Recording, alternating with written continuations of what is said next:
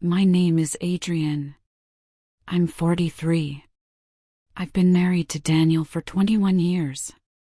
He's a good man. A good father. Reliable, loyal, gentle. But love has a way of evolving, and sometimes, in the long unfolding of years, it stops feeling like fire and starts feeling like furniture. Familiar. Useful. Safe. But utterly unremarkable. It wasn't anyone's fault, really.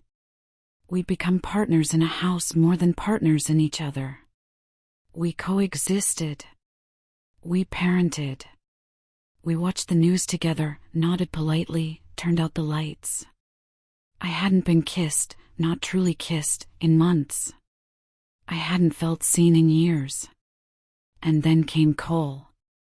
It was Valerie who introduced us. She runs this cozy art studio in the historic district, a space where people come to paint, sip wine, and pretend they're not aching inside. She was hosting an open mic and needed help setting up. I had nothing better to do. Daniel was out of town, and the house felt especially quiet. He was already there when I arrived. Sitting near the window, his fingers gently adjusting the tuning pegs of his guitar. He had this effortless dishevelment, dark hair that curled slightly at the neck, a scruff along his jaw, a shirt with paint smudges and sleeves rolled up to his forearms. He looked like someone who didn't need attention but naturally drew it. Valerie waved me over and said, "Adrian, meet Cole. He's playing tonight." He looked up and smiled, not the practiced kind, but one that reached his eyes. "Nice to meet you," he said, his voice low and textured like river stones. "Likewise," I replied, trying to ignore the quick flutter in my chest. We talked for a few minutes, mostly small talk. I joked about how I was only there for the wine. He said he was only there for the people watching. Then he added, almost as an afterthought, "But it's nice to play for someone who's actually listening." "I can be that someone," I said. I don't know why. It slipped out before I could second guess it. And in that moment, something inside me shifted. That night, he played with quiet intensity, songs I didn't recognize, but they felt intimate, like reading pages torn from a private journal. His eyes caught mine once, maybe twice. Or maybe I just imagined it. Either way, I went home with his voice echoing in my bones. A week later, I found myself wandering back to the studio. I told myself I left my scarf there. A silly excuse, but it was enough. He was there again. Sitting on the couch with his guitar, humming softly. "You're back," he said without looking up. "You noticed?" I asked, more vulnerable than I meant to be. "Of course," he said. "You listen like it matters." That afternoon turned into hours. We talked about everything, music, art, loneliness. He told me he'd been trying to finish a song for weeks, but the ending wouldn't come.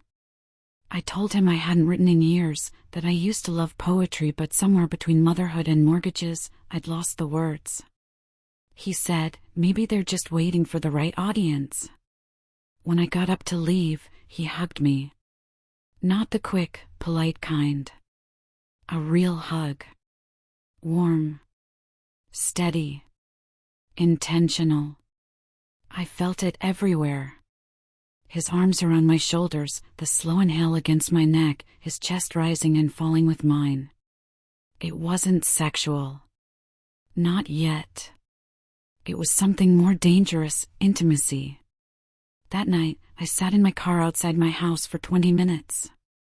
The porch light was on. Dinner had been left on the stove. And for the first time in years, I wasn't in a hurry to go inside. The next few weeks passed in a quiet blur. I'd visit the studio when I could. Sometimes under the guise of helping Valerie. Sometimes without an excuse at all. Cole was always there, and our conversations deepened. He shared things about his childhood, about a woman he almost married, about why he stopped performing in big venues. I listened, drank his words like wine, and gave pieces of myself in return. He started writing a new song. One he said was about someone he hadn't figured out how to love. I didn't ask who. One rainy Thursday, I brought him coffee. He looked tired, eyes rimmed with insomnia. I handed him the cup, and without a word, he reached for my hand. Just held it. His thumb brushed over my knuckles like he was memorizing me. The simplicity of it undid me. My breath caught. My knees nearly buckled. "Adrian," he said softly, "I don't want to make your life more complicated." "You're not," I whispered. "You're making it real." He kissed me that night. Slowly. Carefully. Like he was testing the weight of the moment before stepping into it. His lips were warm, unsure at first, but deepened as I responded. It wasn't hunger. It was reverence. Like he was kissing someone he didn't think he was allowed to want. I didn't stop him. I didn't want to. We didn't sleep together that night. But everything between us changed. The way he looked at me. The way I leaned into his shoulder. The way I let his hands trace the line of my spine as we sat in silence. Over time, we found a rhythm. We didn't make promises. We didn't name what we were doing. We just existed inside moments that felt more alive than anything I'd known in years. He'd write songs with verses that echoed things I'd told him. I'd write poems on napkins and leave them in his guitar case. Some nights, we'd do nothing but lie on the studio couch, his arm around me, my fingers tracing the veins on his forearm. Time melted in his presence. And yes, eventually, we did more than kiss. But it wasn't like in movies. It wasn't frantic or lustful. It was slow. Gentle. Worshipful. Every touch felt like a question, and every moan was an answer. He kissed my shoulder with his eyes closed. He whispered my name like it was a prayer. He held me like he knew what had been missing all along. Afterward, we lay there tangled together, skin against skin, the glow of the candle flickering across the ceiling. He whispered stories into my hair, and I felt a kind of peace I hadn't known since I was young. He didn't ask me to leave my husband. I never asked him to wait for me. We both knew this was temporary. A beautiful, fragile storm we'd both walk away from eventually. But in that moment, we were infinite. The guilt came in waves. Of course it did. I'd sit across from Daniel at dinner and wonder if he could see it in my eyes. But he never asked. He never noticed. And that hurt more than anything. I wasn't cheating out of lust. I was cheating out of absence. Out of hunger. Out of the desperate need to feel again. Cole never took advantage of me. He never used me in the way people might assume. But I let him use me. To write his music. To feel less alone. To rediscover softness in a world that had hardened him. And I don't regret it. Not a second of it. The last time I saw him, we met at the coast. A day trip. No expectations. Just the ocean, the wind, and the quiet pull of knowing goodbye was near. We walked barefoot in the sand, fingers entwined, saying everything and nothing. He stopped suddenly, turned to me, and said, "You made me believe in something again." Tears welled in my eyes. I wanted to ask him what. I didn't.